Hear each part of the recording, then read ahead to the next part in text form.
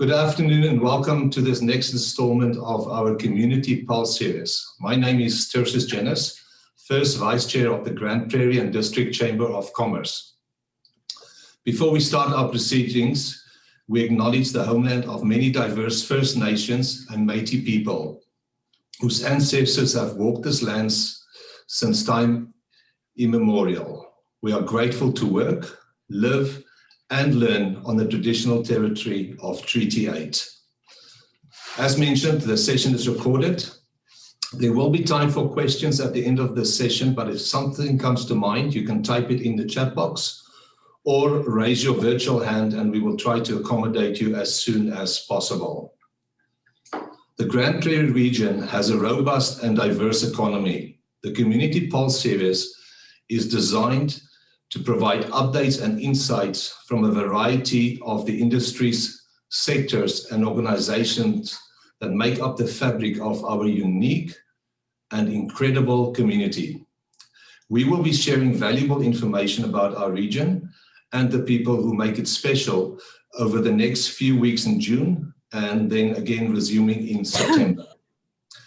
Partnering with the Chamber provides great value in helping members to bring topical information and insightful presentations to the Grande Prairie business community.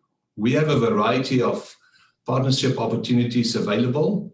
Please contact Cindy for more information via email, cindy@gpchamber.com, or call the office at 780-532-5340. Again, that is the email, cindy@gpchamber.com or 780-532-5340. A great thank you to our presenting partners. They are the City of Grande Prairie Economic Development, the County of Grande Prairie Economic Development, and the Grande Prairie Regional Innovation Network, and also our supporting partners. Chambers Plan, represented by local broker Hub International, Community Futures Grande Prairie and Region, Get in the Loop Grande Prairie, and the Municipal District of Greenview. Today, we are highlighting one of our presenting partners, the Grande Prairie Regional Innovation Network. Here is a short video highlighting their role in our community.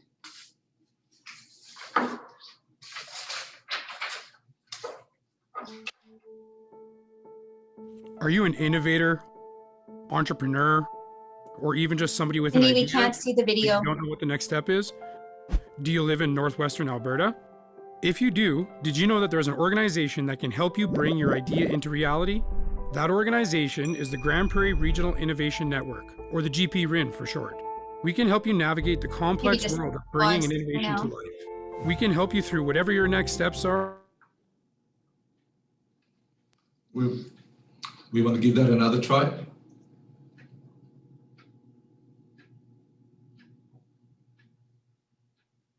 Are you running it online, Cindy? Just click, yeah, there you go.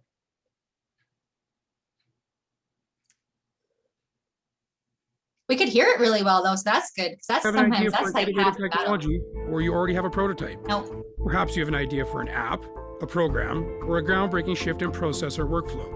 Or it could be a tool or technology that you want to commercialize or scale up. There we go. Is your idea new, or is it out there in a different form? We can help you find out. We can help you do the market research. It could be you need help with engineering or working through the design process. You may need help with grant applications or find out about financial support that is available for your idea. Do you need legal support to secure intellectual property rights or to check that you aren't infringing on someone else's? You might need help with the patent process. Maybe you're looking for training, seminars, or connections to network with other innovators. If you answered yes to any of these questions, the GPRN can help. Here are some innovators that we have recently helped. This is Mark King. He's a local entrepreneur. His innovation involves a new technology and method for cleaning filters of various types. He came up with an idea to clean and be able to reuse those filters, but needed help with funding and to build a prototype to test his idea. My name's Mark King. I own Ultra Filter Clean. We clean almost any filter. The filter cleaning business is a young industry, so there's not a lot of machines to help in the aid of cleaning filters. So we had to get busy and design something. Through a local networking event, we were introduced to GPRN. At that point, they helped us research, fund, and build the actual prototype. And here we have it today. In the future, GPRN is going to help us scale our business, commercialize, and bring this product to the global marketplace. Another recent GPRN client is Rhonda Huco. She's a chemical engineer who is working with a patent held by the National Research Council of Canada on a new technology for wastewater treatment. With funding and networking help that GPRN provided, she's been working toward developing and scaling the design for commercialization. Rhonda has been working with the County of Grande Prairie to install these treatment facilities in our region, where they will then be reviewed by Alberta Environment and Parks as an innovative technology. I was connected to GPRN through Bob Hall of Alberta Innovates. Some of the business coaching that was provided by GPRN were things like supporting me in a business plan, in a marketing plan, in summaries for National Research Council, IRAP funding. GPRN not only provided some funding, but for me, more importantly, was all the business coaching that I obtained through people like Bob Hall and Holly Sorgan. And it was fantastic. I so appreciate all their support they provided. And here is Dusty LaValle. He was born and raised farming in the Grande Prairie area. He had a successful career as a cowboy and bareback rider, but he saw the need for innovation in how the trucking industry managed their return trips. With the help of GPRN and some of their partners, he is now the CEO of an international tech startup that is changing the trucking industry worldwide. His innovation was in creating an app to help people that need to ship heavy equipment to swiftly connect, organize, and quote out loads that need to be moved, like Uber, but for trucking. My name is Dusty LaValle. Trusted Dispatch is an online automated system for shipping heavy equipment anywhere in North America, and it has intelligent algorithms that instantly compute the shipping cost and connects loads with trucks that are going in a certain direction empty. I just can't stress how important it is to have resources available like GPRN and Community Futures. Myself, I was a tech company, so all the major lending institutes wouldn't even look at us. So having GPRN and Community Futures able to kind of see the bigger picture, believe in us, and step up to the plate, it really got us going. Without their support, I don't know where we would be. I don't know if we would have even began. These are just a few examples of people with varying needs that GPRN was able to help. So, who is GPRN? The Grande Prairie Regional Innovation Network is a network of municipalities, not-for-profit organizations, and experts in many fields. Here is Holly Sorgan. She is the Executive Director for Community Futures Grande Prairie and Region, the Administrator of the GPRN, and is a longtime economic developer in the region. Community Futures has been part of entrepreneurship services and innovation in the region for 30+ years. Most recently, we joined the Grande Prairie Regional Innovation Network and became the administrator in April of 2019, providing as much service as we can to support innovators in this region to learn more, to access things like intellectual property support. Maybe it's to do some business coaching or work on their business plan. Accessing new markets, commercialization, doing some marketing, actually doing all the research to validate the market to ensure that the money that they're actually spending and all the time and energy they're putting in will actually be a product or service that's going to sell. If you have an innovative idea and need help to get going, contact us. Please contact us by visiting our website at www.gprin.ca.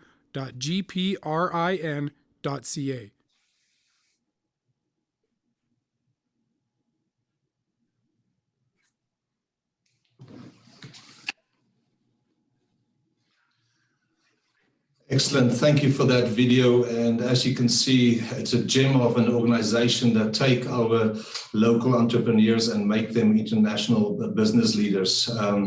We are fortunate today to have with us Jane Hunter-Uren, who's has a vital role in GPRN, and we just welcome her at this presentation today as well. Just wondering if there are any questions, maybe directly for in relation to GPRN at this moment. Can we do our launch? Sorry, is there a question? I can't hear properly.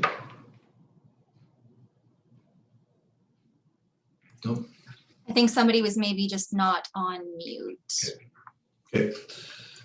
Okay, seeing none then, I am going to move forward and introduce this week's presenter. As Manager of Economic Development at the City of Grande Prairie, Rebecca Leigh oversees business investment in attraction as well as business retention and expansion initiatives.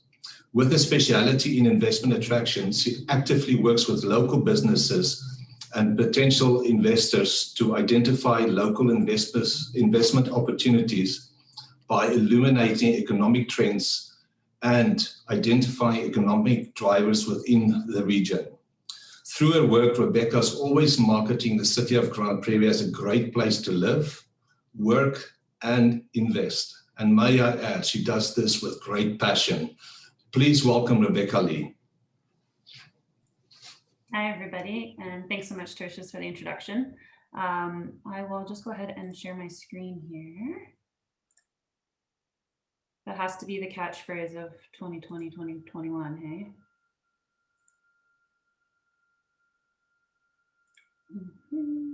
There we go, so everybody can see what they're supposed to be seeing there. Perfect, thanks, Danielle.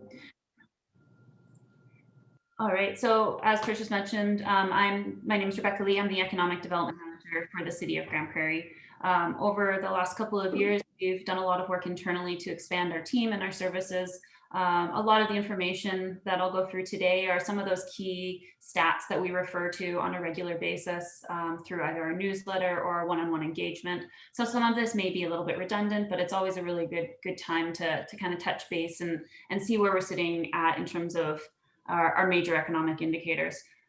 In terms of our department and the services that we provide, as I mentioned, we've expanded a lot over the last couple of years and have grown from a team of just me and my direct supervisor, Brian Glavin, and added Lauren LeVay and Chad Sheldon, our two economic development officers, as well as Cindy Patton, our business retention and expansion coordinator. So Lauren and Chad are largely in charge of investment attraction, working with prospective new businesses and ensuring that we are able to create an environment that's conducive to bringing in new investment. And Cindy, who most of the chamber members should be pretty familiar with, she's a familiar face at most chamber events, is really tasked with working with our existing businesses, helping to give them a point of contact with the city and helping them to navigate any processes either within the city or connecting with external resources such as GPRN that might help them to either maintain their existing business operations or look for opportunities to expand and grow. Over the last year or so, this has obviously become even more important than it ever has been before. So we're very lucky to have Cindy dedicated to supporting our local businesses. During COVID, I guess in summer of 2020, City Council budgeted $1 million for economic recovery initiatives. And they requested that our Economic Development Advisory Committee, which is a committee made up of 7 community members, including a seat representing the Chamber of Commerce, who's currently filled by Dan Wong. I believe he's on the call today. And they requested that the advisory committee come back to council with recommendations on how to best invest this $1 million and ensure that we're creating supports for our local businesses and help them to navigate the new realities as they were shifting throughout COVID. On the screen here, we have an overview of our major grant programs. So we currently have 4 major grants that fall within the economic recovery category. The local marketing grant, beautification and patio, training, and the barrier-free grant. So we have short descriptions of those on there. Local marketing and beautification and patio have been around for the longest. They were fairly early to be introduced, and we've seen really great uptake. To date, we've approved 20 beautification and patio grant applications and 42 local marketing grant applications. Beautification and patio has been especially important over the last couple months in terms of the restrictions and the reliance that our local restaurants and other service providers have had on outdoor dining and having that ability to expand their service offering and continue to serve their clients. Our 2 newer grants that are maybe not, the group may not be quite as familiar with, but I wanted to take a second to highlight today is our training grant and our barrier-free grant. So the training grant is designed to complement the Canada Alberta Job Grant. It will cover 25% of training costs for those training priorities as identified by the business. And although you are not required to apply for the Canada Alberta Job Grant as well as our training grant, it is designed in a way so that the requirements and the eligibility line up really nicely so that you're able to stack the 66% covered under the Canada Alberta grant with our 25% and really reduce that financial burden for businesses. This program is designed to be really flexible. So far, we have approved 7 applications within this program, and that has facilitated training for 15 employees across those 7 businesses. We've seen programs such as continuing education courses through GPRC, some of the one-day leadership courses or accounting courses with some of those finer or more hard skills. We've also seen a great uptake of the digital marketing course through 910. The Disney Institute training has been really popular as well. But then we've also seen things like nail tech courses or ProServe and some of the training required for our service industry as well. So we really are open to a variety of needs, and I'm looking to fit a variety of needs with this training grant, but it really is dependent on the business need. So we're wanting to hear from the business how this training will support your operations as things continue to shift and evolve, and as we're prepping to reopen more of our businesses in the coming days. The barrier-free grant is our newest grant. To date, we've only approved 2 applications, so we really encourage businesses to take a look at this. It is designed to be stacked with our other building incentive programs, and it's really looking for opportunities to remove barriers to access for patrons and employees. So it can be used for things such as installing elevators or passenger lifting devices in order to create accessibility, putting in ramps, automatic doors, but it also can be used to paint or designate safe access spaces through parking lots. The example that we have on the screen there through the handicap designated stalls, and just really ensuring that not only is the accessibility there, but we are able to clearly identify it and ensure that our local businesses are accessible to all patrons, residents, and employees as well. So definitely encourage chamber members to reach out. Cindy, who I mentioned is on the call with us today. She is our grant coordinator. Cindy Patton, not to be confused with Cindy Simigan from the chamber, because that happens a lot. But she is happy to work with anybody on exploring the different grant opportunities that we have and help you to get a successful application in. The other major support that we've had, that we've been providing throughout the last few months, has been presented in cooperation with the Chamber of Commerce. It is our Serving Up Knowledge series. We have taken a little bit of a pause. We were offering weekly webinars hosted with local experts in a variety of industries, partnering with the Chamber to ensure that we were presenting on skills and techniques that an attendee could take away and apply to their business in real time. So we did lots of presentations and workshops covering different digital marketing techniques, graphic design, security and technology implementation within your business. So we did take a pause on these, but I did want to just leave this slide in here to remind members that all of the recordings, all of the previous sessions that we hosted with the Chamber are available as recordings on the city's YouTube channel. And I know the Chamber has also done a really great job of sharing those links through their social media channels as well. So encourage anybody to go and refer to those recordings. There's some really great takeaways and some really great information that continue to be really accessible and applicable for today. So moving away from the COVID supports just a little bit and sort of more into my traditional economic update, which I'm sure many of you who are on the call today have seen before. This is sort of typical of the type of presentation that we would do for our investment attraction presentations. Some of these initial baseline statistics are obviously really familiar to the audience today, but as just a reminder, Grande Prairie is a population of just under 70,000 people. We serve a much broader trade area, nearly 300,000 people through our retail, government, professional services, and healthcare offerings. We've been fairly fortunate, as the rest of the region has, to see consistent and high levels of growth over recent years, averaging to 3.69% between 2000 and 2018. And I'll dig into that just a little bit in the next slides. But Grande Prairie is also a really young community, and the age has ticked up just a little bit in the last couple of years through recent census surveys, but we still sit at one of the youngest populations within Alberta with a median age of 31.9. So speaking of population growth, and this is always a slide that's really interesting for people. We know anybody who lives in Grande Prairie really knows everybody's from somewhere else. We all hear the story about came for 1 year and 20 years later, this Grande Prairie is our home. In addition to that, we have a really strong local community base with that young population, which results in a really strong natural population growth. So on the slide here, you can see the components of population growth over the past number of years. This is measured between July to July. And so the most recent numbers available are from that 2019 to 2020 population period. You can see in 2015-16 was the only year where we saw a net negative population growth, but we have continued to see increased positive growth over the years. It has varied quite a bit.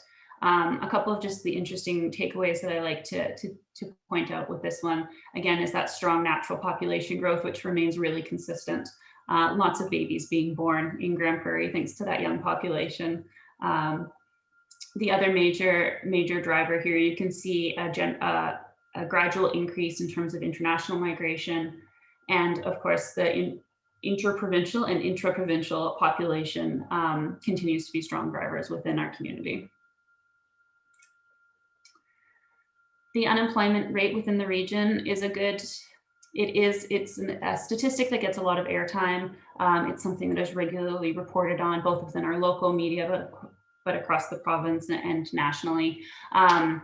If anybody has sat through one of my presentations before, I'm sure you've heard me speak to some of the challenges that we have with the employment rate for our region. Unfortunately, the employment rate that we see locally is for our economic region, which encompasses all of Western Alberta. So Banff, Jasper, Rocky Mountain House, Grande Prairie, and Peace River. So if you think of the major economic drivers within those communities, they're fairly significantly different types of industries. This is not necessarily a great representation of what's really happening within our more local community. We obviously see very, very different drivers, but it does give you a sense of a transition over time, and we can compare that month over month and year over year. So you can see that the unemployment rate here for our local region has decreased slightly within the last month and is significantly lower than we were sitting at as of May in 2020. Another major economic indicator that we talk about quite a bit is housing starts. It's a great indicator of investor confidence, of activity, of those people, the components of population growth that I spoke about, people migrating into the city and investing in their homes. As of April year to date, we have seen, there we go. As of April year to date, we've had 10 single families housing starts and 5 multifamily starts. This is up from 4 single family and 1 multifamily for the same month last year. Year to date, however, we've seen 27 single family, 12 multifamily. So this is about my numbers, there we go. About 143% increase overall from 2020. Also interesting to note, because 2020 was a very difficult year with a lot of uncertainty. This is also up from 2019 numbers as well. So we are 34% above the number of housing starts that we saw as of this time in 2019 and 2020. The vacancy rate is another number that we get that gets a lot of media attention and airtime. There's a couple of challenges with this number as well. It is a point in time count. So as of October is when this is measured by the Canadian Mortgage and Housing Corporation. So it does tend to show fairly significant swings from year to year. As you can see here in 2018, it was reporting 3.6 vacancy rate, and 2020 was reporting 10.7%. year to year, it really has a lot to do with the number of apartment units that are coming online or major projects that are happening within the area. Some of that transient workforce that are either filling up our hotel occupancy or taking up our short-term rentals within the larger apartment buildings. So another good economic indicator, but of course, there's always just a little bit more analysis needs to be done before taking it for face value, I guess. Residential sales is sort of that next step that we take a look at in terms of housing trends. So you can see here, our housing sale prices have remained really consistent. We don't see a great amount of variation from year to year. So this is taking a look at both resale as well as new build homes and averaging out the average sale price per home. So it doesn't necessarily account for some of those changes within the resale or the new sale individually.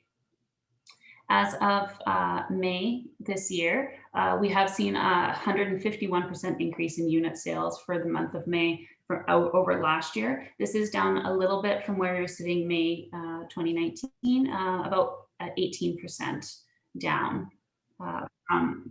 from the monthly numbers for May 2019. Looking at sort of the full year, though, we are looking at a 70% increase over 2020, with 606 homes sold so far this year compared to 357 in 2020, and then 10% increase of year-to-date sales over 2019 as well. So we not only we're seeing an increase from last year, but also continuing to see that growth that we were starting to see in 2019. Building permit data is another major economic indicator we take a look at. And we do take a look at this in sort of two respects. So this first slide here that we have is based on the building permit volume. So the number of permits that the city is processing each year. In May of this year, 56 building permits worth $8.1 million were issued. This is compared to the 55 permits worth $2.4 million that were issued of May last year. So you can see there a significant increase in terms of the value of the permits. Taking a look at the chart here, you can see a large portion of that number is made up of our residential permit value, and then the commercial permits. Just flipping to sort of the same information, but in a different respect. This is looking at the permit value rather than the previous one was looking at the permit count. This one is looking at the permit value. You can see that the trend line, it changes fairly significantly here, with that commercial portion taking up a significantly larger chunk of the stack there. This is largely due to permits. We're seeing quite a bit of commercial development happening along Resources Road. The new Freshco location on the east side of town is really exciting, and would be captured within this data here.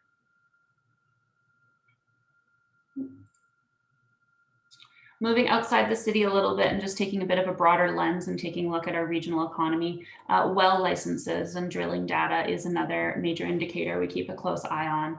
So 276 drilling licenses have been issued so far within the Grande Prairie region so far this year. This is compared to 152 in 2020, which is an increase of approximately 82%. We are still down about 11% from 2019 and about 25% from 2018. Of the licenses issued to date, 85 of those are for oil with 187 for gas. And then the remainder is made up of industry related wells, largely water and things in there. So this is compared to the 50 that were pulled for oil, 95 for gas, and then 7 for the industry related wells in 2020. So if the well licenses is sort of a leading indicator, it's an indicator of intent on behalf of the producers. The drilling completions is really that truth teller. So that's what actually happened within the last period of time. So year to date in May, we are currently up 6% from last year. So we've seen 256 well completions compared to 242 in 2020. This is also up 7% from 2019. But continues to be a little bit down from 2018. the months of April and May saw 100% and a 300% respective increases over last year, which was a tough time. If you remember, it's been a bit of a blur the last little while, but right around this time last year and early in 2020, we were dealing with significant uncertainty around COVID-19 and the oil prices. And so we're really happy to see a return of that activity within the region. This is a really busy slide. There's a lot of data there, but I love to use this one. So this was numbers that we pulled from the recent labor market needs assessment that we completed in coordination with the Chamber of Commerce, the County of Grande Prairie, the MD of Greenview, and Alberta Immigration and Labor. So this is taking a look at the city specific labor force. The city's specific labor force is this interior ring here, and then the entire Grande Prairie Greenview region is around this exterior. So of course, our economy and our labor force is very tightly connected with the broader MD of Greenview and all the towns and villages that make up their boundaries. You can see some interesting nuances between the two labor forces. Grande Prairie is really known as that energy town. People from outside of the region think of us as oil and gas. Those of us who eat and breathe it every day here know otherwise, but this is a really great demonstration of the variety, the diversity that we have within our local economy here. So you can see within both geographies, mining, oil and gas and extraction do make up the main, or the largest share of our labor force, with about 13%. Within the city's demographic data here, you can see we tend to lean more towards those urban natured, urban style employment opportunities with retail trade, healthcare and social assistance, professional and technical services really making up the majority of our largest labor force drivers locally. And then as we broaden out to the broader Grande Prairie Greenview region, you start to see a much greater prevalence of transportation, warehousing, and construction, and that oil and gas extraction, of course. So just a really interesting stat or visual representation that I like to include for local audiences, just because it's, I think, a good conversation piece and demonstrates something that I think we all sort of know intuitively, but maybe aren't always able to put those words together when we're talking to family in Edmonton, Calgary, or Vancouver, and their perceptions of Grande Prairie. So just about ready to wrap up here. I did want to just leave you with a couple of slides. The last year has been a really tough one for our region.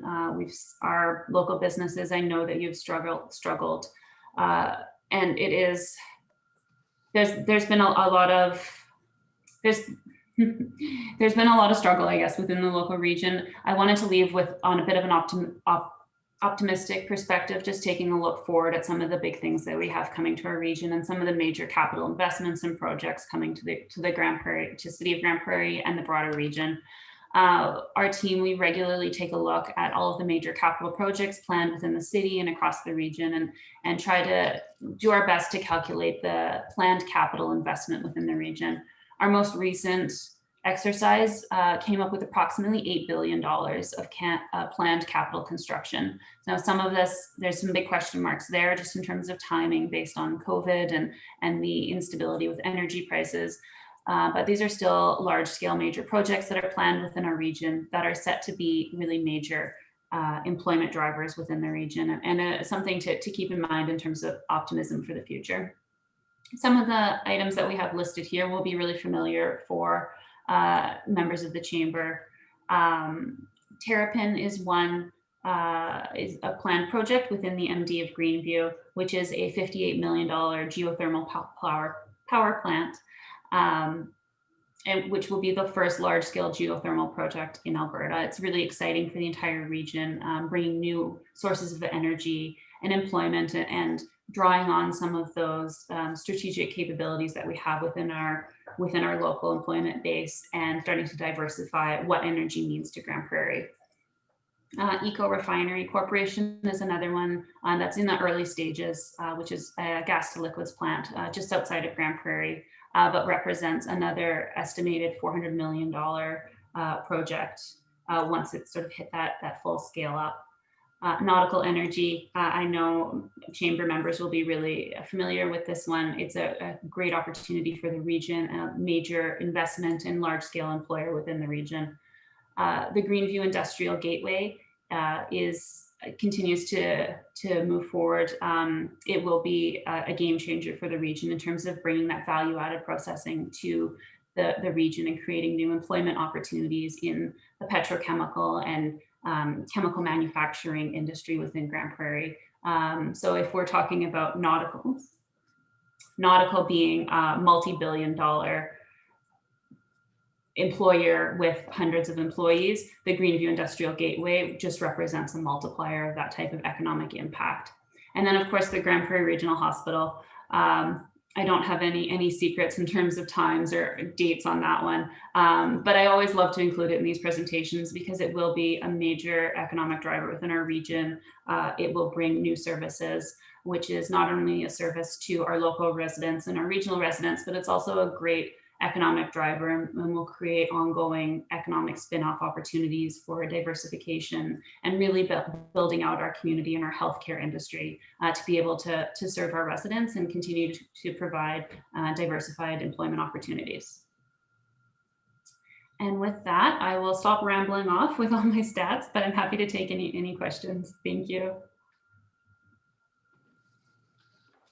Thank you, Rebecca, and thank you to you and your team, not only for what you guys have done in the past for the city, but especially during COVID. We are very grateful. Thank you very much for all the hard work and all the incentives. Tom, are you monitoring any questions in the chat or just raise virtual hand? I see our friend Michael Connor has his hand raised. I imagine he has a profound question for us. Thank you, Tom. My question is the Greenview project that tri-municipal project, or is this another project? I'm not familiar with the Greenview. Yeah, so it's simply a change in name and structure. So it is the tri-municipal industrial partnership. Greenview has taken that in-house and is really running with that. They've hired an executive director to lead the charge on that. So it is still continuing to go forward. I haven't had a recent update from them, but I know that they're continuing to work with the province on that. And I believe the MD of Greenview is up in a couple of weeks after me. So I'm sure that they'll be speaking to that a little bit, but something that the city and the county, we're all still really supporting the development of that. And it means exciting things for the region. Thank you, great news. Any more questions for Rebecca? I can throw one out there while everybody else is collecting their thoughts. Thanks so much, Rebecca, for joining us today and also for your partnership. We love working with you and your team. We get to work with you guys on so many different things, so it's awesome. I was just hoping you could maybe talk about your team's recent proposal to council with the development incentive grants that's going to be passed forward from committee, going to council next week, and just curious if you could tell us a little bit about that, because it's an exciting proposal you guys have. Yeah, thank you. So if anybody tuned in, gosh, it was only just yesterday. Feels like a long week. Yesterday, Chad Sheldon, who's our economic development officer, he presented on our behalf to the Infrastructure and Economic Development Committee a proposal for a new development and incentive program. So we are proposing a program that would focus on with long-term tax rebate incentives for large-scale industrial commercial development. So the large scale being in the 25 million plus would be eligible for up to 10-year of tax rebates, starting out sort of at that 100% and scaling down over the next 9 years. The second opportunity with that is our business retention and expansion grant, which would be focused on existing buildings or existing structures and is targeted to expansion or significant renovation that increases the assessed value of the property by at least 25% and represents an investment of over $1 million. Those projects would be eligible for, if approved by council, would be eligible for tax rebates for a maximum of 4 years, starting at that 100% and then scaling down by 25%. So those are sort of the big ones in terms of investment attraction. Those are the long term. We're hoping to incent some major investment within our region. The other sort of side of that coin is some shorter term grants, which are much more similar to grants that you would have seen come out of our area previously. One is our building incentives and investment, which is essentially a version of the downtown incentives, the facade improvement grant, focusing on exterior renovations and improvements to the building, with the potential to receive up to $25,000 in grants. And then sort of the other side of that is taking a look at building incentives. So we really see this one as a short-term economic stimulus to ensure that our home builders are staying active within the community and continuing to create that employment. So builders would be eligible for, each builder would be eligible for a maximum of 2 grants of $15,000 per lot. Within a designated infill area, which is really sort of the core of the city. So those established areas that's utilizing existing infrastructure within the city.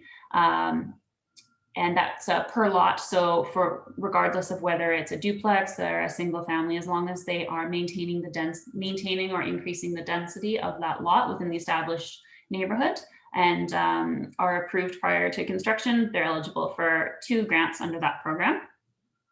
And then the last piece to it is a municipal fee rebate for those residential home builders. And that would be open to home builders across the city for a rebate to a maximum of $10,000 per home, with a few stipulations in there around land use bylaw amendments and having those sort of tied to approval ratings and things like that. But some great opportunities for attracting large-scale commercial development, but also ensuring that we're supporting our existing businesses and builders and our home builders. So I guess I should wrap that up by saying council had the first glance at it at committee yesterday, and it will be going to the full city council on Monday for a full debate and final decision. Excellent. We have a question in the chat about the vacancy rates that you were talking about, whether they were residential or does that include commercial as well? Thanks. Yeah, Barry, those are residential vacancy rates. Our commercial vacancy rates are a little bit harder to get a really good handle on. It's something that we have put on our priority list for 2021 to bring in sort of a third party to create that assessment based on the way commercial real estate is reported. It's not as easily centralized, and so we don't have great numbers right now. But that's something that we're hoping to be able to start rolling out in the next, hopefully by the end of 2021, we'll have a really good handle on those numbers and be able to answer those questions better. Awesome, thanks. I'd like to throw out the one about the business licensing. How is that program rolling out for you? Yeah, so we've had lots of good questions around it. Business licensing policy did go into effect on May 1st. So there is, for resident businesses, there is no fee. From my perspective, I guess I'm biased. I really am excited to see this program rolled out. It was developed really intentionally with a lot of stakeholder engagement, both from the chamber and from our other partners. We wanted to ensure that we weren't creating a significant amount of red tape. We've really streamlined the application portal and have implemented it at no fee for businesses with physical locations within the city. So we're seeing a good uptake. Our business licensing department has hired a student or a coordinator, an ambassador, who's out pounding the pavement and speaking with our businesses and just explaining to them the process and ensuring that everybody gets on board.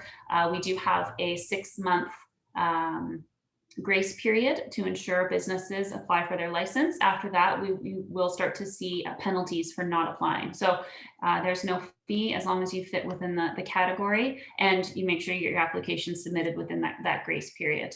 I'm excited. This will be a huge tool for us in economic development. So often I get questions from prospective investors or existing businesses who are trying to understand the local composition of our business community, and I'm not able to give them strong answers. So if somebody comes to me and says, well, I'm thinking about setting up in Grande Prairie, but I don't know if my customers or my suppliers are there. Right now, it's a bit of a struggle for us to be able to make that sales pitch and ensure them that the businesses and the people that they need are here. So this having really strong data will be able to help answer those questions and open us up for even more opportunities. That's great. That's a great way of even phrasing, when you're proposing to businesses about getting their licenses to frame it that way. It's like, we need this information because it can only help you as far as attracting customers. Are there other barriers to what you folks do is to try and, create programs or put in programs and besides something like business licensing where there's maybe a lack of data in certain areas? Data is the beast, I think. There's lots of areas where we have trouble with data. So business licensing is a great one. We do get some data through Stats Canada, but because of our population size, often they'll suppress the data. So if you go in, quite often they'll say there's no welders in Grande Prairie. Somebody tell me that there's no welders in Grande Prairie, right? But because of the numbers, they have to suppress it and create that level of confidentiality. So that's a huge one. Labor data is another major one for us, and it's a big struggle. I mentioned the unemployment rate that is reported is for all of Western Alberta. So we've been the labor market needs assessment that we completed with the Chamber. We released the executive summary of that, which, the Joe Schmo on the street, I think we were able to really capture the interesting points. The part that the data geek in me is excited about is I think it's a 25-page Excel workbook with thousands of lines of data, which gets me really excited and helps me dig into the employment piece. So who's here? What type of education do they have? Are they employed to an expected level of employment? Where do we have gaps or challenges? And so it's eliminated some of the opportunities that we have for improvement, some of the things that we do really well, and some of the things that we maybe should be doing better. So that's sort of stage one. Thanks, Tanya, for dropping that in the chat there. Stage one was gathering that data, and now we're hoping to move forward and taking some of the opportunities identified and creating strategies around that. Yeah, so those are probably my two biggest barriers would be the people and the businesses and just understanding. And then going back to Barry's question, I guess, around the commercial vacancy rate, we have a bit of a gut sense of what it is, but nothing I'd want to repeat. We're recording, so if I'm wrong, I'm sure somebody will call me out on it. So we're hoping to be able to have a number that we can really stand behind and feel confident that it's accurate.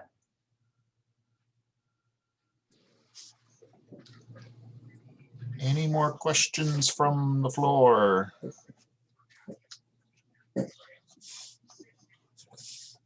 What's the Highway 40 activity, the twinning? How are you folks excited about the possibilities that that's going to create? Well, I thought you were going to ask me about a status update for a second. Nope. I'd have to defer to my county MD friends on that one, but no, super excited. That was a major advocacy priority for council. We recognize Highway 40 is a key piece of economic infrastructure and will open up major opportunities, both within the city, but also the county and the MD. The Greenview Industrial Gateway that we mentioned before, that's the twinning of Highway 40 will be key to ensuring that we can get the building supplies and the resources in and out of that area. And that services the entire economic region. A vast majority of a major portion, I should say, of our energy activity happens south of the city on that highway. So really excited to see that twinning taking place and the bridge hopefully happening there soon. So. Excellent. Everybody else is still shy. Done them with my numbers. Oh, Kevin's got a question. Go ahead, Kevin. Question, but more of a comment. I'll be glad when that Highway 40 is much safer. And when you get Grandpa hauling his 35-foot motorhome and he's going up the hills nice and slow, it'd be nice to have the passing lines and everybody going in the same direction he's going or she's going. So yeah, no, I'm looking forward to that for sure. Yeah, I know. I always default to the economic impact because I guess that's what they pay me for. But the quality of life and the recreation opportunities and ensuring safety for our residents and regional workforce my fiance drives that road every day. So I'll certainly be happy to see that one wrapped up. How about the downtown development and how that's going and how you've been, I'm sure you've been working with the businesses there and what are you hearing? What are you seeing as the development continues? Yeah, so construction's proceeding. Knelson has been trucking along down there. If anybody's had a chance to drive through, I know the kids are loving the big equipment happening out there. Wendy with the Downtown Association has launched their marketing campaign. We took a bit of a different approach this year in terms of communication. So the city gave the Downtown Association a grant to support that marketing and communication efforts. And that gives them the flexibility to be more creative and really drive traffic to the downtown businesses. If anybody has a little one at home, they're doing lots of great contests around construction, Carl, and the different characters that the Downtown Association has down there. So definitely encourage you to check it out. But that allows them to really focus on promoting our businesses and getting creative and trying to bring people downtown in unique and innovative ways. And then allows the city to focus on those construction impacts and traffic directions and maybe the less fun or exciting things, but the really important technical details. We also have Monty Hoyen, who's our city ambassador for the downtown project. So I'm sure if there's any downtown businesses on the call today, they'll be really familiar with Monty. He's down there pounding the pavement every day and responding to questions and concerns. So far, what I'm hearing back from businesses is they're seeing a great improvement over where their expectations were. I think there was a lot of fear in terms of losing their front access. I'm hearing really great feedback with the contractor and with the city representatives and ensuring that we're able to maintain access to businesses. And if anybody on here is not, is still feeling hesitant about going downtown and navigating that construction, we've got really good signage. We've put in additional parking. So there's parking opportunities, angle parking along the backside of the co-op there. And we've opened up additional stalls over on the city and on 99 parking lot. So lots of good parking opportunities within the vicinity. Over behind Town Center Mall is a massive parking lot that's just steps away from downtown businesses. So encourage you to go down and explore and take advantage and see for yourself.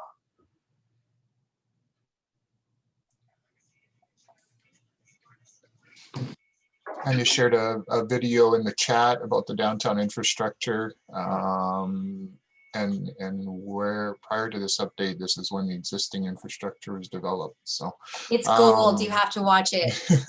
Pure gold. Pretty good video, yeah.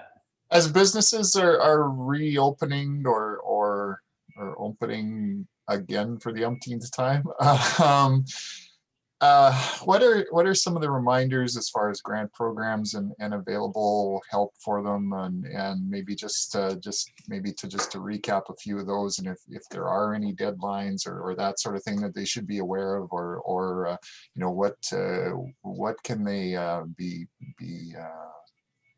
interested in anyway? Yeah, so I would say early on in COVID, we were getting lots of calls from businesses who, there was so much uncertainty, things were changing hour to hour. So they kept us really busy with lots of questions.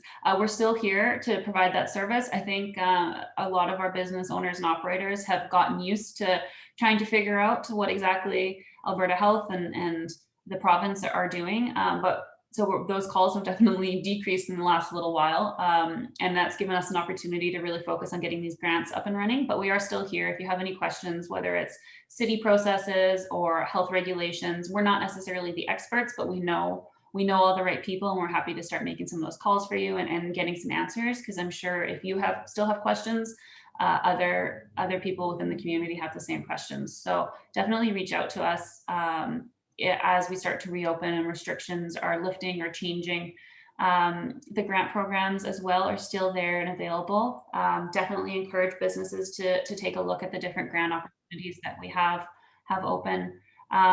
Check out the Serving Up Knowledge webinar. I know people have gotten a little bit Zoom fatigued, but these are great ones that are ready at your fingertips to watch and taken some really good knowledge. We've got some amazing experts within the community, and so we've been able to steal a little bit of their brain power and get some best tips and tricks for free. So encourage everybody to check those out. And I see Lauren just dropped that in the chat for us there. So yeah, give us a call if you're not sure. We've got our team, Cindy and Lauren are both on the call today, and we'd be happy to help navigate any questions or concerns that you have.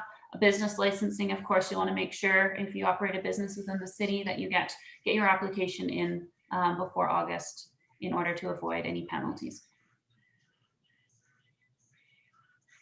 Excellent. Thanks. Oh, and I have a note from Janice, a friendly reminder. So we are going through a little bit of shift through economic development. We have moved our offices. So we were previously in City Hall. We've actually moved into Center 2000 now. So we're on the second floor of Center 2000. So if you're popping in to see the Chamber of Tourism, definitely come on up and say hi. Some of us are doing a little bit of a hybrid work from home, but we've always got somebody there. So just make sure you knock on the door, ring the doorbell, and introduce yourself. And yeah, we'd be happy to meet. You mentioned the magic word timeline, and it triggered a question in the box from Grant Berg there. Any timeline on when the new hospital will open? Is the chamber still expecting the same boom as was projected prior to construction? Who wants to handle that one? Tanya, tag? No.